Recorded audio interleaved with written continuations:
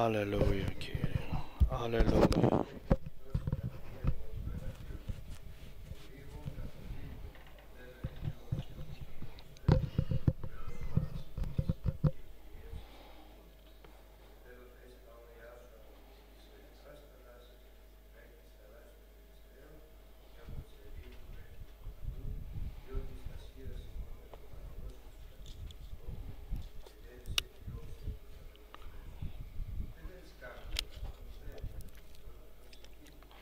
Alléluia.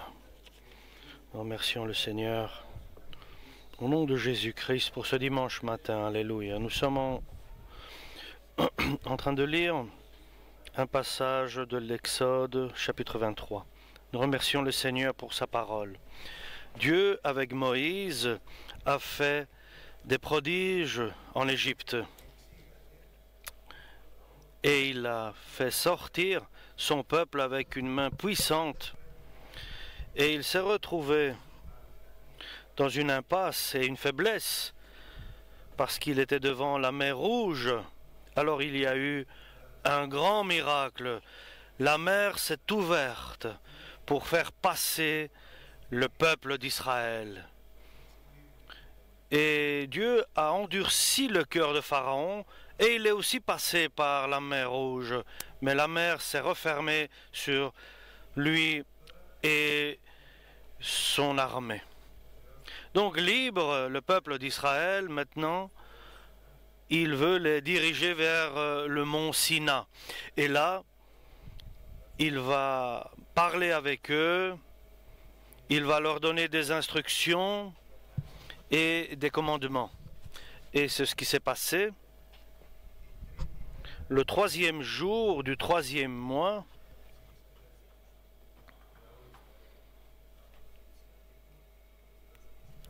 Dieu les a appelés à se sanctifier, à s'approcher le mont Sinaï.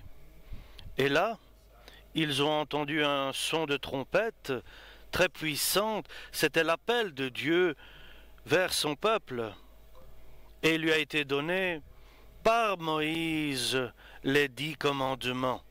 Et à la suite, il y a eu des instructions pour les serviteurs, pour des vols, comment gérer tout cela, les punitions et les obligations du peuple d'Israël. Le communautaire était aussi expliqué. Et Dieu a donné des instructions à Moïse pour son peuple.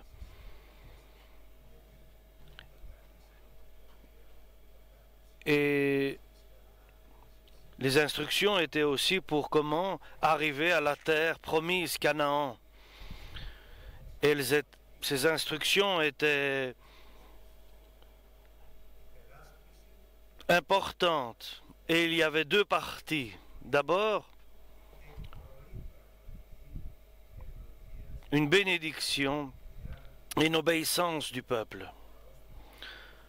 Et s'il n'a pas ces caractéristiques dans ses relations avec Dieu, alors il n'y a pas de Dieu lorsqu'il y a des moments difficiles.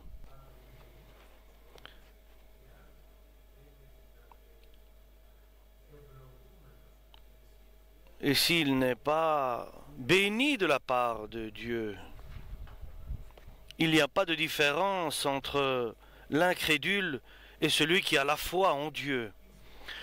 Dieu défend le disciple, celui qui a la foi en Dieu. Et il va donner à tout le monde ce qu'il faut pour être défendu de la part de Dieu.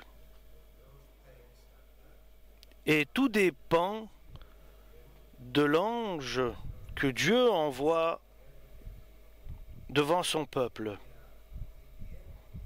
C'est une bénédiction bien précise pour eux.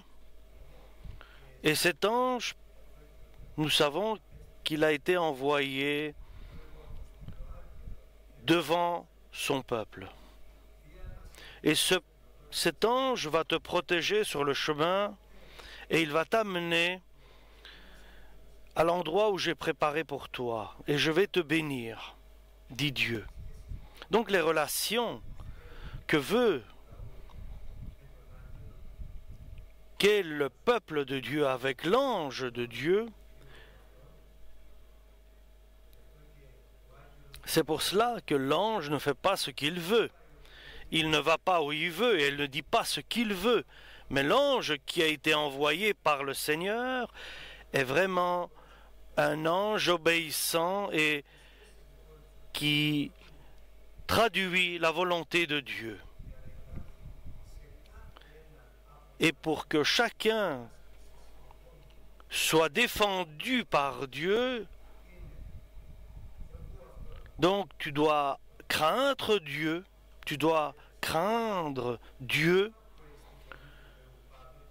écoute à la parole de Dieu et attention avec ton comportement pour ne pas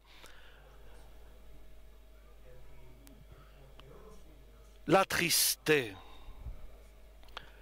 Parce que c'est Dieu qui pardonne les transgressions. Mais si tu suis la parole de l'ange et tu accomplis ce qu'il dit, alors je serai ton défenseur. Je serai contre tes ennemis. Donc la relation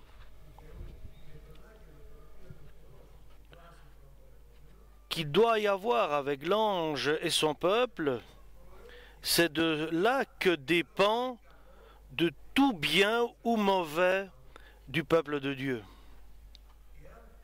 Donc si tu obéis et tu fais attention à ces paroles et toutes ces paroles que moi je dicte, moi je serai ton protecteur, je serai contre tes ennemis. Parce que c'est l'ange qui ira devant vous et il va être contre ceux qui sont un obstacle à l'avancée de mon peuple. Le Père ne peut pas descendre sur la terre, mais pour donner des instructions, il a trouvé Moïse. Et sachant que Moïse ne pourrait pas arriver au terme, il a mis un ange gardien, un ange qui serait un éclaireur, qui ouvrirait la marche du peuple d'Israël. Et Dieu, nous savons, a envoyé son Fils Jésus pour nous dans le Nouveau Testament pour que nous puissions le suivre. Il est le pasteur, le bon berger. Et le Père veut devenir un par Jésus-Christ avec moi, avec nous tous. Et alors, Dieu sera notre protecteur, il nous protégera, notre défenseur, et il nous bénira avec comme condition importante. Non seulement nous serons obéissants à la parole de Dieu, et lorsque nous serons dirigés par l'ange dans la terre promise, chez les Amoréens, Jabuséens, etc., lesquels peuples, tribus, Dieu les détruira, il faut être prudent avec les relations qu'ils auront comme sentiment avec les peuples que Dieu détruira. Dieu les détruit et l'homme a pitié d'eux dans les sentiments. Ceux que Dieu haït à cause de leur transgression et leur péché, l'homme de Dieu puisqu'il a reçu le commandement de Dieu, l'ordre de Dieu de les faire disparaître, il a de la compassion pour eux. Les Pharésiens, les Jébusiens, et nous savons que l'ennemi de l'homme n'est pas la chair, mais la volonté de la chair, par laquelle Dieu ne désire aucun contact. Tu ne te prosterneras pas et tu n'adoreras pas leur Dieu et tu ne pratiqueras pas selon leurs œuvres de ces peuples-là. Tu les détruiras, leurs idoles, et tu adoreras et tu vénéreras seulement Dieu seul. Et tu recevras les bénédictions de lui. Et pour Dieu, ce qu'il désire, c'est que tu accomplisses sa volonté, que tu obéisses, que tu es conforme à sa volonté. Parce que dans notre vie quotidienne, je le répète, les conditions pour que Dieu nous protège, c'est d'obéir à sa parole et de mettre en pratique sa volonté. C'est les conditions pour être béni de la part de Dieu. C'est de rejeter de tout ton cœur chaque sentiment qui a une relation avec le monde. Si tu n'écoutes pas la voix de Dieu et tu ne la mets pas en pratique, il n'y a pas de protection de la part de Dieu et de défense de Dieu.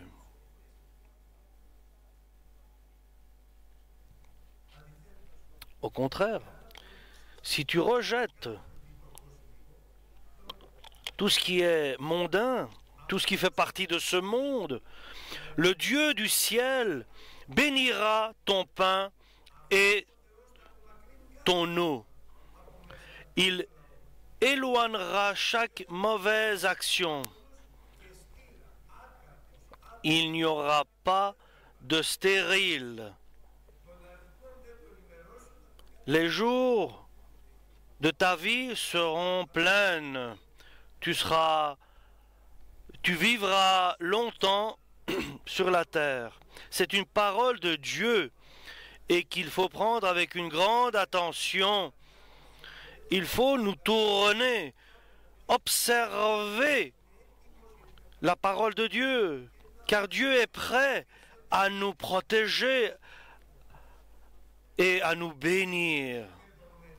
Nous sommes sous sa protection et cela n'est pas donné, n'est pas acquis. Tout cela n'est pas acquis d'avance. Il n'est pas acquis que nous recevions sa bénédiction parce que nous œuvrons pour lui.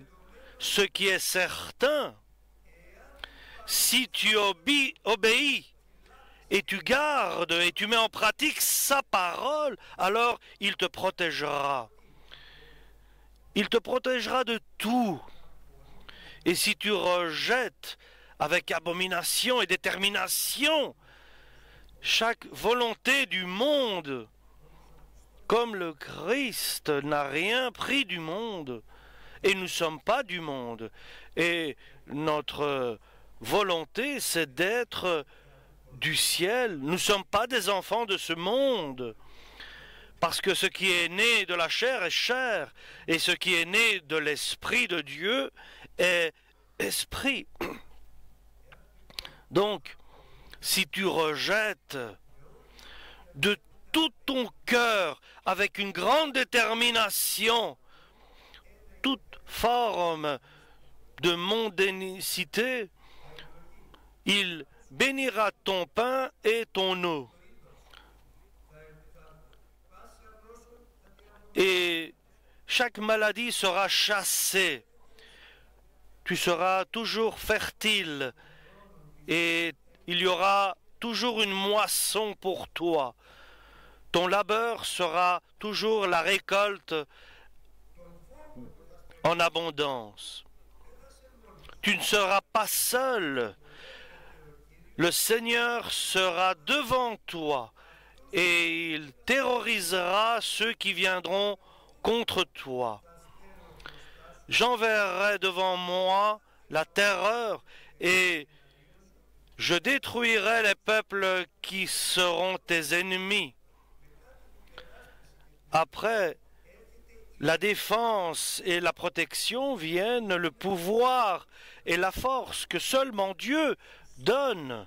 Le pouvoir et la puissance dans tes jours quotidiens, dans la vie familiale, dans la vie de l'Église, partout, dans la vie professionnelle, de la bénédiction et de la force et de la puissance, tu recevras. Et pas seulement cela.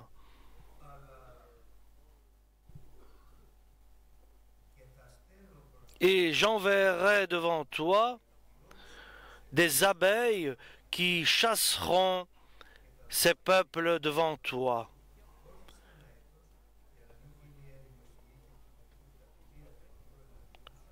Je les enverrai, je les chasserai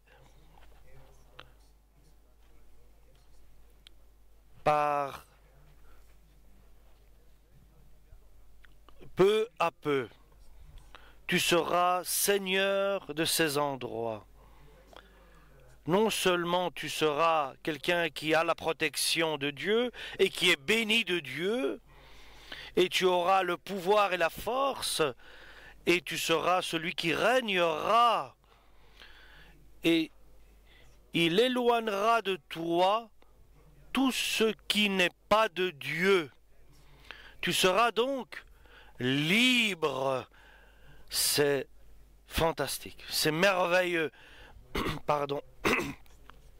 Il est écrit que celui que Dieu va libérer est vraiment libre de tout. Intérieurement de ton âme, des passions, des désirs, des jalousies, tout cela sera libéré, tu seras libre. Tu seras libre totalement de toutes les mauvais désirs, les mauvaises intentions. Personne ne pourra détruire ta relation avec Dieu. Et je mettrai des limites de la mer Rouge jusqu'à la mer Méditerranée et du désert jusque le fleuve Euphrate. Parce qu'entre tes mains, je livrerai les habitants de ces régions. Et tu seras libre et vainqueur, et tu seras triomphant. Nous remercions Dieu, dit l'apôtre Paul, parce qu'il nous fait être vainqueurs dans toutes les circonstances. Et nous allons triompher. Il n'y aura pas d'obstacle dans ta vie. Tu feras ce ce que tu veux, mais ce que Dieu lui plaît à Dieu.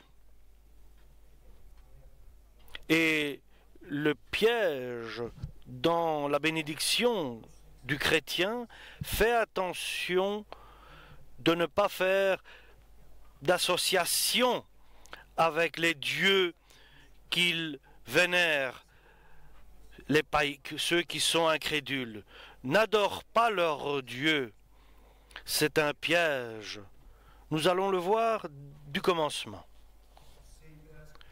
Dieu est ton protecteur. Il te bénit. Il te donne force et pouvoir. Il te donne la liberté et il t'établit vainqueur et triomphateur. Il te donne tout cela parce que il y a deux qu'il demande de ta part. Tu dois écouter la voix de son maître, deux conditions, première, et deuxièmement, très importante, tu dois rejeter avec une grande décision de ta vie tout ce qui a trait avec ce monde qui passe, dont le diable est le prince. Et enfin, ta vie sera un triomphe. Dieu sera glorifié et toi, tu seras glorifié dans la présence de Dieu. Sois prudent dans la grande bénédiction et le triomphe. Ne prends rien de ce monde. Ne laisse pas ton corps, ton âme et ton esprit qu'ils soient influencés par la manière de ce monde. Sinon, tout sera enlevé de ce que Dieu donne. Toi, tu reçois de Dieu et il les reprend si tu préfères aller ailleurs et t'associer avec le monde actuel. Et une vie, quoi que nous fassions au nom de Jésus, autant que nous prions, que nous lisions, quoi que nous fassions, tu perds tout si tu t'attaches à ce monde pervers, à ce monde qui passe. C'est pour cela, chers frères et sœurs, l'apôtre Paul nous dit avec certitude, faites attention, Dieu ne joue pas. Ce que tu sèmes, tu récolteras, tu moissonneras. Si tu sèmes dans la chair, tu recevras la perdition. Si tu sèmes dans le Saint-Esprit, dans la parole de Dieu, tu recevras la vie éternelle. Tu hériteras de la vie éternelle. Tu moissonneras les bienfaits de ton intégrité, de ton obéissance, et tu seras vainqueur et triomphateur. Le Seigneur vient, et devant nous il n'y a pas beaucoup de temps, parce que tout est proche à la fin. Et le jugement de Dieu va commencer par son Église, par sa maison. Soyons très prudents dans ces deux caractéristiques qui sont les deux conditions absolues pour être bénis et protégés de la part de Dieu. Il n'y a pas de grâce de faire plaisir. Non, si nous ne marchons pas selon la volonté de Dieu, Dieu ne peut pas. Il est fidèle à sa parole. Il ne peut pas renier sa parole. Il ne peut pas renier ce qu'il a écrit par le Saint-Esprit. Il ne peut pas transgresser ce qu'il a donné comme instruction et commandement. Si je ne marche pas selon sa volonté, autant qu'il nous aime, il ne peut pas transgresser, contourner sa parole et sa justice, parce que sa justice est dans sa parole. Sa parole est la justice. Sa parole est la vérité. Nous ne pouvons pas jouer avec Dieu. Et nous ne sommes pas après nécessairement justifiés en demandant pourquoi tout cela est arrivé, à nous plaindre, et à pourquoi il bénit les autres et pas moi. Mais regarde-toi d'abord, arrête de te plaindre et regarde-toi devant la glace, devant ton miroir. Es-tu comme Dieu le désire? Dieu peut-il te bénir de la manière dont tu te comportes? Voilà